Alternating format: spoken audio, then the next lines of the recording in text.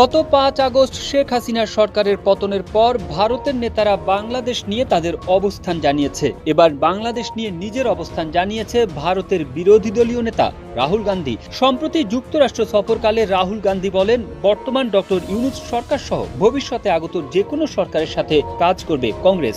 ৪ দিনের সফরে যুক্তরাষ্ট্র গিয়ে বাংলাদেশ এবং বাংলাদেশের সাম্প্রতিক রাজনৈতিক পরিস্থিতি নিয়ে কথা বলেছেন তিনি। এছাড়া বাংলাদেশে উগ্রবাদ উত্থানের হুমকি ভারতের জন্য উদ্বেগের বলেও মন্তব্য করেন তিনি। এদিকে ভারত সহ প্রতিবেশী দেশের সঙ্গে সুসম্পর্ক আশা করেন বাংলাদেশের অন্তর্বর্তীকালীন সরকারের প্রধান উপদেষ্টা ডক্টর মোহাম্মদ ইউনূস। তিনি বলেন, সেই সম্পর্ক হতে হবে ন্যায্যতা ও সমতার ভিত্তিতে। বুধবার সন্ধ্যায় জাতির উদ্দেশ্যে দেওয়া ভাষণে কথা বলেন ডক্টর মোহাম্মদ ইউনূস। এ সময় ডক্টর ইউনূস বলেন, যে সমস্ত সরকার প্রধানের সঙ্গে আমার টেলিফোনে যোগাযোগ হয়েছে তাদের মধ্যে রয়েছেন ভারতের প্রধানমন্ত্রী নরেন্দ্র মোদী এবং পাকিস্তানের প্রধানমন্ত্রী শেহবাজ শরীফ।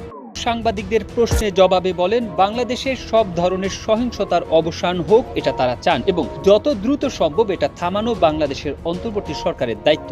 বাংলাদেশে যাতে সহিংসতা বন্ধ হয় সেজন্য ভারত সরকারের চাপ দেওয়ার দায়িত্ব আছে বলে তিনি উল্লেখ করেন। এই অনুষ্ঠানের পর কংগ্রেস পার্টির এক্স প্ল্যাটফর্মে রাহুল গান্ধী লিখেছেন, বাংলাদেশের মানুষের সাথে আমাদের পুরনো সম্পর্ক রয়েছে।